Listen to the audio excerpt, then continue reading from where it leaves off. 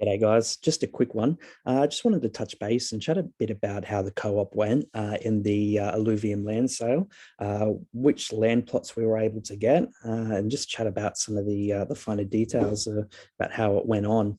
So the Illuvium Land Cooperative under the Fractional Hub was able to raise 23.65 ETH or 43 allocations at 0.55 ETH were sold. So 43 allocations at 0.55 ETH. We raised, again, the total of 23.65 ETH.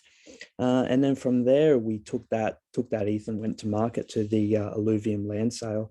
So Illuvium land sale put out some big numbers for the bear market and for the timing.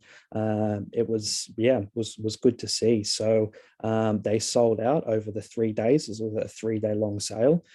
So it was a big event. It took us about 50 hours or so to complete all of our buys, maybe about 55 or so. But yeah, we were able to complete our buys and form a mega city, which is really cool. But yeah, total value sold $72 million US. So I believe about 75–80% of that was done in SLIV2, which is the Illuvium rewards token, the SLIV2 token. So most of that was most of the raise was done in that, and all of that SLIV2 will now be burned. So it's good news for the ecosystem, and with the upcoming things like a Louvitars coming up, there's going to be another use case there for that SLIV2, and there's much less in demand. So it'll be interesting to see how that starts to move leading up into the Louvitar raise. But let's go into how we went. So we raised about 23.65 ETH. From there, what we were able to do is convert that ETH into the SLIV2. As the SLIV2 for in-game purposes, the value of SLIV2 was pegged to the value of ILV. So the ILV token was trading at the time at about $282 US, and SLIV2 was trading about $172. So it was about a 35% increase in purchasing power to participate in the sale with SLIV2 over ETH. So that's what we went ahead and done. We converted our 23.65 ETH into SLIV2, and that brought our purchasing power up over 30 ETH, 35 ETH or so. It changed and wobbled about a little bit as the price of SLIV2 climbed there for a little bit after we bought. And yeah, but it was a good extra little kick to give us that extra purchasing power. So yeah, that arbitrage was great, and we'll definitely have to look at that again if that arbitrage is there for additional sales as they come out in the next couple of months. There's no timeline set there, so that's the worry about rushing into the arbitrage in case as more people keep farming the SLIV rewards and potentially dumping that on the market. But again, the supply was just cut. Well, just 75% of the supply was just burned. So it's getting really liquid now. So I'll have to have a look at that down the track. But yeah, the sale event went for us. It went for 3 days, but for us, it went for about 55 hours to get our plots. We end up getting about 13 plots in the end. So as you can see here, this little graphic encapsulates us pretty well. So we can see our 3x3 here, square or grid that's built on our tier 4 land, our tier 3 land, and our 2 tier 2 lands. Now we've also got the 5 adjoining tier 1s to connect it all up. And so this is our 3x3 mega city. And so this grid, 3x3 grid here, will capture the bonuses off this tier 4 and this tier 3, which happen to be a Hyperion bonus and a hydrogen bonus. So we're weighted really well in these things. We'll chat a bit about that soon. But yeah, it ended up turning out really good for us compared to how some people went. Yeah, so some people minted a tier 4 and they got one site which are correlated with their landmark bonus.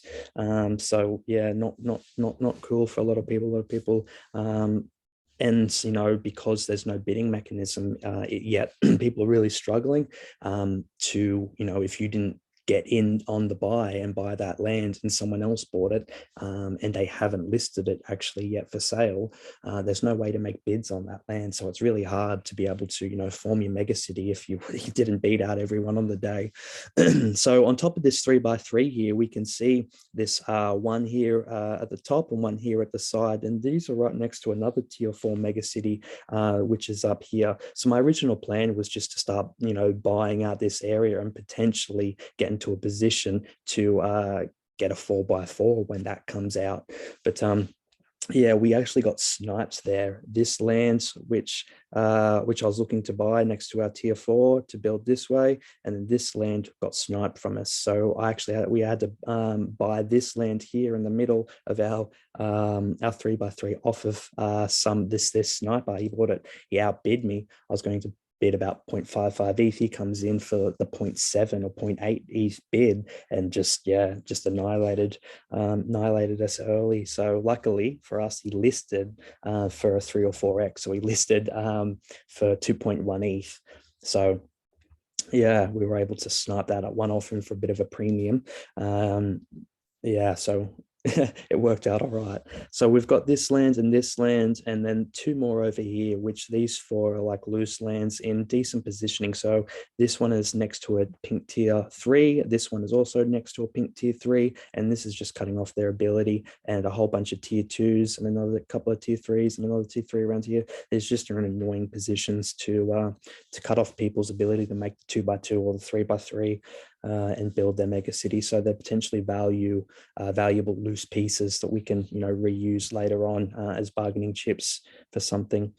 So yeah, midway through the sale, after we got sniped this one and this one, after I bought these 4 lands in a straight row, and I was expecting to stand out left and right, but yeah, we got this one and this one sniped. So what we then done is moved our funds from one wallet to another, and then started buying from another wallet just to try and lose the trail, so it didn't look obvious to people that we were actually forming a mega city here. So we started getting the plots or purchasing the plots in the auction from multiple wallets to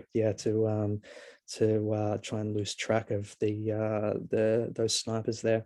So we didn't rush in and buy this one off them for 2.1 either. We sat on it for a good day. Didn't drop in and buy it straight away because we didn't want this sniper getting too much. There was still a whole bunch of lands around here that we had to bid on yet to secure our 3x3. So we let him wait on it. We didn't buy this one off him. He's still got this one on for sale for 2.1 ETH, which we didn't buy off, and we just needed this one. So he bought this, and it wrecked our move to the west. So the move to the east was the option at that point, without paying too much for premium and just getting this central one off him. So we done that. We sniped it. We bought it off him for a premium after sniping a bunch of other surrounding lands from different accounts. And when it come time to, there was only one land left in this grid that we had to buy. So okay, now let's go and snipe it off this guy, pay the premium, the 2.1 ETH, get it off him. And then we had the 8 lands basically secure. We just needed this last one, which we just come in and paid that premium for to secure that last one. We ended up paying like almost 1 ETH, about just under 1 ETH for that last land in Illuvium prices. It wasn't 1 ETH because the SLR, arbitrage, which gave us that 30 to 40% purchasing power. So it was like 0.6 ETH in reality. So we paid the premium. We got all that extra purchasing power to afford to pay, little bits of premiums to get what we needed to get. So yeah, that was it was a cool game. The game isn't out yet, but for that first, for that 50 hours, the game had already started. It was a game of, of cat and mouse and of chess to be able to form that that 3x3 or your 2x2, and, you know, get those surrounding lands that you wanted, because there's lots of competition in the local areas for people, you know, and then, you know, scalpers just coming in looking for tier 4s and looking to get land around tier 4s to make people pay the premiums. Yeah, it was a fun battle, but yeah, we made it work in the end. So yeah, megacity. So why was it so important for us to you know, get a megacity? Why, you know, did we want to hunt that strategy initially? And it's because of the bonuses that you get from the tier 4 and the tier 3 land. So if you can get a 3x3 with, you know, tier 4 or tier 3 lands, and you get the landmarks that come with associated lands, then, you know, that provides boost to your other tier 2s and tier 1s. So let's go over here to the actual land map. So this is our city here, our plots. Let's scroll out. We're located in Shard Bluff, which is in the northeast of the map. We'll view in here, and we've got a nice little plot here. This is our 3x3 right on a little bit of a peninsula, an enclave here. So my strategy was just to buy up these 4 initially. These are my initial plots here. And that was just to try and cut everybody off here from being able to expand into here. So we built this wall up here with these 4 straight lines with this little enclave sort of protection, and then just expanded east. I sort of wanted to expand it a little bit west from here as well, but we got smashed by old mate sniping us. So yeah, this is our main 3x3 here. And if you look over here, we've also got this block right here, which is an annoying spot next to that tier 3 and next to these tier 2s.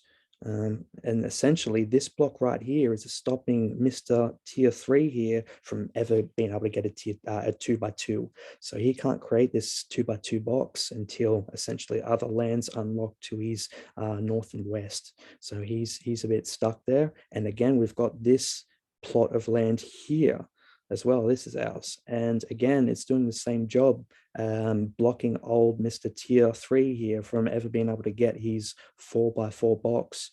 And it's an annoying spot here too for these tier 2s, and potentially an annoying spot for this tier 3 and maybe this tier 4 to get his 3x3. So yeah, unless he goes south this way. But yeah, so that's our lands and how they go on the map, and yeah, that's how it is. So I've built a bit of a spreadsheet here which goes over a bit and shows you the lands. Before I do, because it's logged into the account, let's go into my assets, and let's go our assets, and let's go into the all assets, and we'll go through and have a bit of a look at the tier 4 and the tier 3. So if we go here, this wallet, I was able to use Tokentrove over here, which is like the OpenSea of Immutable X, to be able to transfer tokens in between each other. There's no direct transfer button on Louvitars or the Immutable X DEX, but if you use Tokentrove, they've got a function which is really cool. So 3, 6, 9, 12, and load more, 13. Here's our 13 lands all in one wallet. So let's have a look at this one. This is our main beast, our main tier 4, and you know, the main factory that the rest of our, you know, our 8 plots are built around, or our mega city is built around. So it comes with a Pagnotite swarm, increases Hyperion production and reduces losses when converting to Hyperion. So I don't think we'll need to convert to Hyperion, as we've got plenty. This is a well-balanced land. Some people, you know, got shafted with their landmark and how that ties up with their. It would have been nice if we had one more or so, or maybe 5 Hyperion reservoirs, but that's all right. We've got a whole bunch of, because we were able to get a mega city, we've got a bunch of other surrounding lands, which helps, you know, which gives us a whole bunch of extra Hyperion sites to get this Pagnotite swarm boost. So yeah, it's well rounded in terms of fuel sites. Now, fuel sites are rarer than element sites. You know, your tier 1 land has 1 fuel site, where it has 3 element sites. So yeah, here in the tier 4, your tier 4 land has 9 fuel sites, where the element sites are 12. So yeah, your fuel sites are always going to be rarer than the element sites, and thus, in the game, they're going to go for more. They're going to go for a premium too. So they're going to be more expensive to buy and profitable to sell. So yeah, the fuel production sites are what you really want to look at is what I think. So yeah, we're pretty well rounded here, 3 of each in terms of the fuel sites, which is great, and element sites. We've got 5 lakes, 4 outcrops, and 3 of the crystal deposit, which is silicon and carbon and a hydrogen. So each has their different uses. Pretty considering, right? If we go, we've got 5 lakes here, and considering if we go and have a look at our other landmark on the tier 3, yeah, so let's go and have a look at this one. So this is a good tier 3 too, because this tier 3 comes with a hydrogen eternal spring. So it boosts your hydrogen lake production. So it's also got 2 lakes here. So a total of 7 lakes between this land and the tier 4, so between our tier 3 and tier 4, and they boost each other between the eternal spring and the Hyperion bonus. So Hyperion reservoir, not bad. It's also got 2 of those, which are going to benefit from the production of our landmark on the tier 4. So you got these tier 3 and tier 4, which are the pillars of our city, which provide the landmarks and the boost to the surrounding plots, and they're pretty well rounded in their own respects as well. So yeah, if we go over here into our spreadsheet, I've got the 9 blocks in the megacity, the 3x3 listed here, and I'll make this is public for anybody to go and have a gander. And then from here, we've got the 3 fuel sites listed out: Krypton, Hyperion, and Solon. And then we've got the 3 element sites listed here: the carbon, hydrogen, and silicon. So if we have a look at our megacity, we're actually pretty well rounded here in terms of fuel sites, with 8 Krypton sites, 9 Hyperion sites, and 9 Solon sites. So that's, it's pretty well rounded base of fuel production to ensure that, we don't have to buy things from the market to upgrade our land, and we can, produce all that we need essentially and be self-sufficient. Now, what's more, because we have this pagnotite swarm, which boosts Hyperion within the city, we've also got a 300% boost on our 9 plots of Hyperion, our 9 Hyperion production sites. So essentially brings us our 9 production sites up to 27 fuel production sites. So we'll be specializing in Hyperion fuel production for sure. So if we go over to the element sites of our 3x3 or 9 grid or 9 block megacity, we've got carbon sites at 11, we've got hydrogen sites at 19, and silicon sites at 18 within our megacity. So we're actually a little bit not as well rounded in element sites as we are in the fuel sites. 19 and 18 for silicon and hydrogen is pretty stable, pretty level, but we're sort of lacking in the carbon sites. We've got only 11 carbon sites here. So yeah, carbon production is a bit lesser than maybe that we would have liked or would have liked to have balance, but that's okay, because if we look down here, our loose lands are actually well rich in carbon. So this can potentially make up, and this brings our average back up to a nice sort of total element production. So yeah, we lose a bit, but we gain a bit in the loose lands surrounding as such, which, yeah. Now, if we go over back to our megacity on hydrogen sites, we're gifted, which is really cool because we've got the eternal spring, which gives us the 100% boost on hydrogen production within this megacity. So we've got a total of, blessed with a total of 19 hydrogen sites, which we also get that 100% bonus for. So that essentially brings us up to 38 hydrogen mining sites.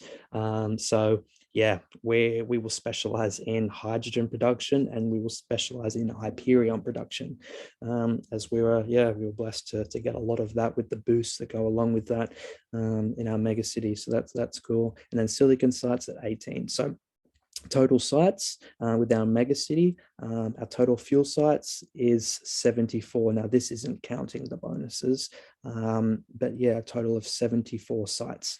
If you were to include the bonuses of, of 9 going up to 27 and the 19 going up to 38, yeah, I don't know what it is, over 100, but yeah, let's keep that at the base sort of prices.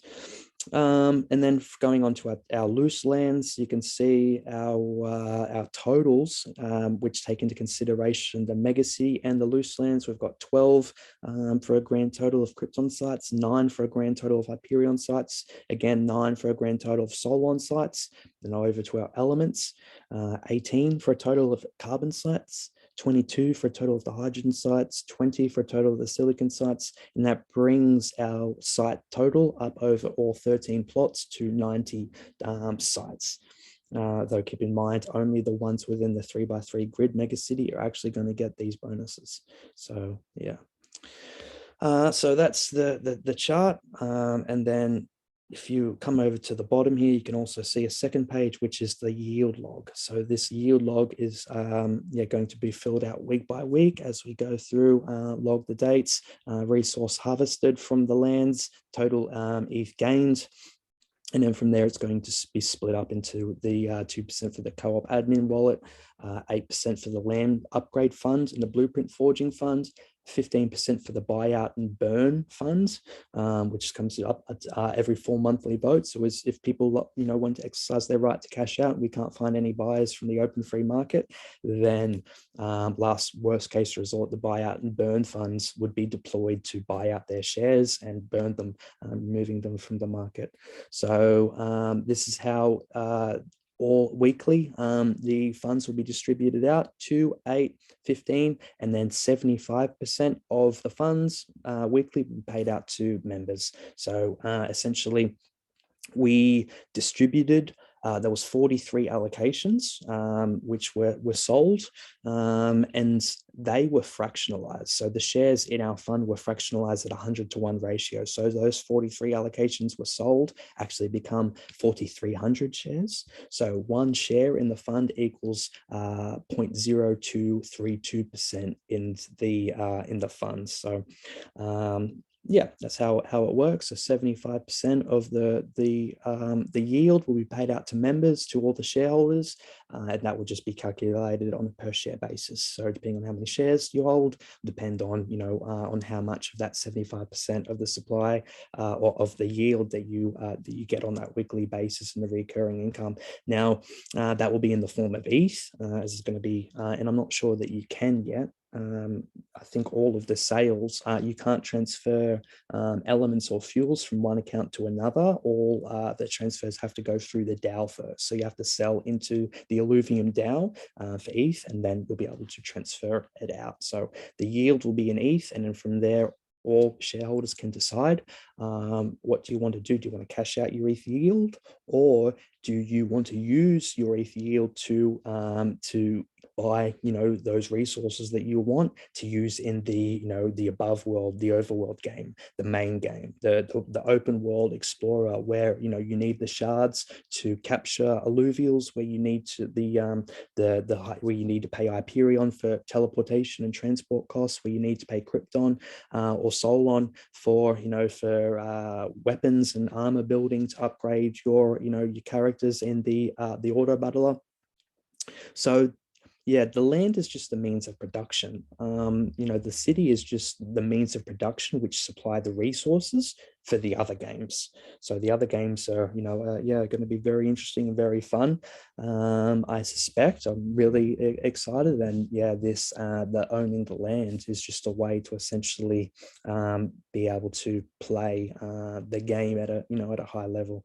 And own the means of production in the game. So if the game becomes anything like we suspect it might be, we'll be laughing, and we'll be able to live off our Illuvium Land yield income while living on Satoshi Island, and whatever other co-ops or funds that we create can pay for our living expenses. So anything else we can add, we'll add to the spreadsheet. Always looking for additional things. So Also, what I wanted to say is, yeah, okay, so floor price. So let's go over here to Tokentrove. So the sale went really well. It went, yeah, all lands sold out. So if we look at Tokentrove here, you can go to tokentrove.com. Now this is the Illuvium, this is the Immutable X DEX that's most similar like OpenSea. And you can see the collections that they have here, which are all, different games, NFT games that are built on Immutable X. So yeah, you can go into here, Illuvium Land, and then we can search by region, by tier, by the resource sites, landmarks, or what have you. But if we go for the tier 4,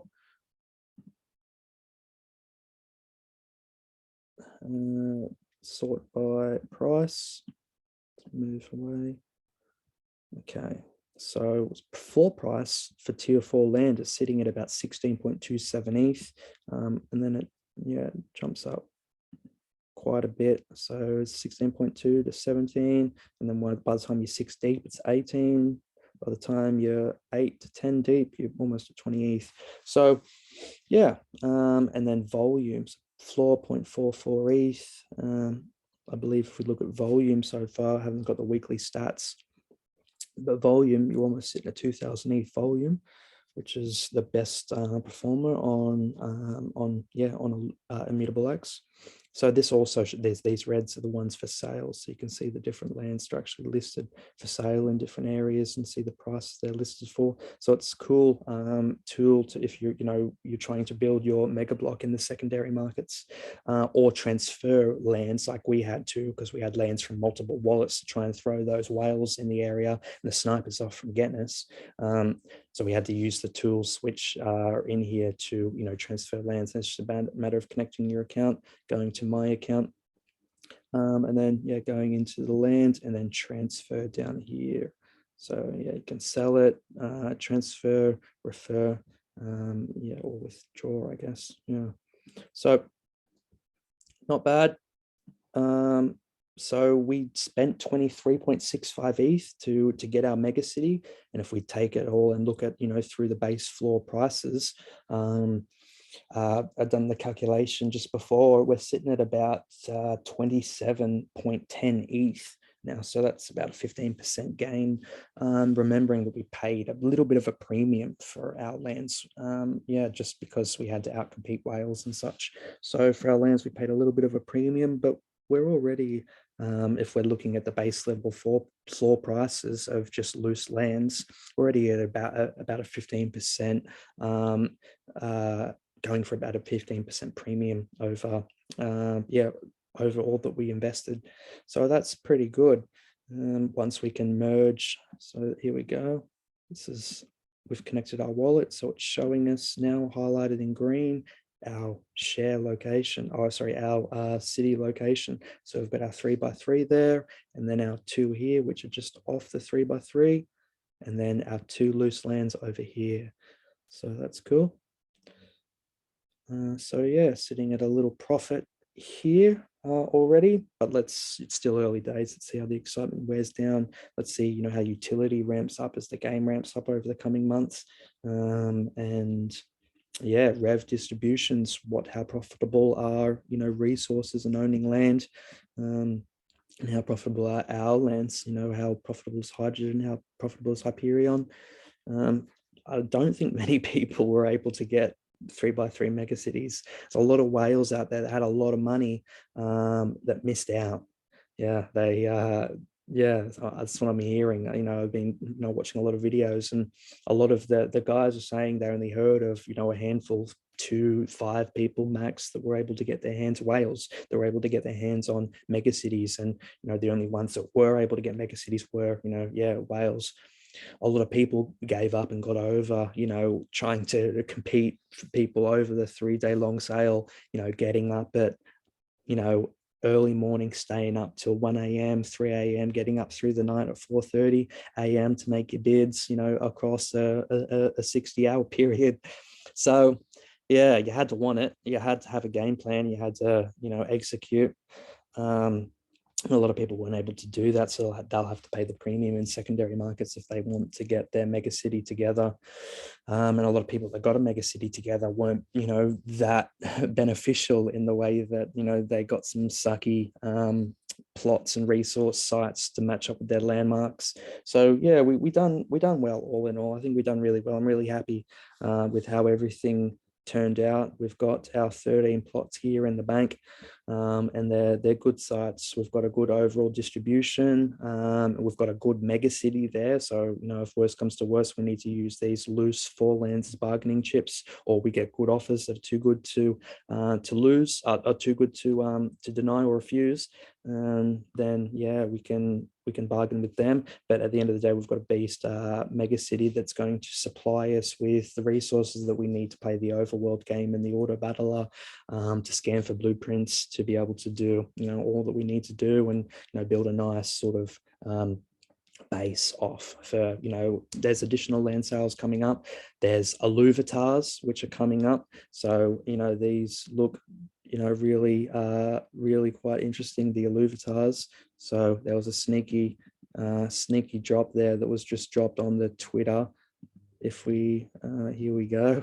So Louvitars coming up, and I'm not usually one for profile picture NFT projects. It's got to have some sort of utility, but yeah, big community is utility, culture is utility, clubs are utility, and these Louvitars are going to be the main avatar within the game. So as you're running around in the open world game, everyone's going to need an avatar, and these Louvitars will be customizable. So you can change. There's like a million different combinations where you might get open a pack and you'll get a crappy Louvitar with a whole bunch of different cosmetics, like glasses, like your hat, like your pipe or something, and they will be in different tiers of rarity. And then you'll open another pack and you'll have a tier 5 Louvitar, really super rare. It's going to be, yeah, the RNG of it is going to be ruthless. Apparently, I'm still looking into more details, but it's going to be about 2 ETH for the highest sort of mint, and those the 2 ETH package, or the 2 ETH packs which you unwrap, which come with a bunch of different things, they're going to have the highest chance of coming with the tier 5, but you're not guaranteed to get the tier 5. It's a small, it's actually, yeah, it's not the highest of chances that you're going to get a tier 5 out of the 2 ETH packs. You could get a tier 1 out of the 2 ETH packs. So yeah, this is going to be a thing where those who have the 20 ETH or someone can buy in numbers and can buy with RNG are going to be rewarded most, I would suspect. So I think these are going to have a bit of utility, but I'm not sure of the tokenomics. I think it might be an unlimited mint over a few days. They haven't figured it out yet. So yeah, sitting on the sidelines, not rushing into it, but essentially, the way they were able to do, the land sale was a pretty big success. So I'm watching the ecosystem here closely over time. So with their additional products, games, land releases and different things. So it's one to watch closely. So yeah, that's all I wanted to cover. Cheers guys for tuning in, and any questions, throw them in the Discord or with or the Facebook chat as well. And yeah, good chatting with you guys, and we'll talk again soon. Cheers guys. See ya.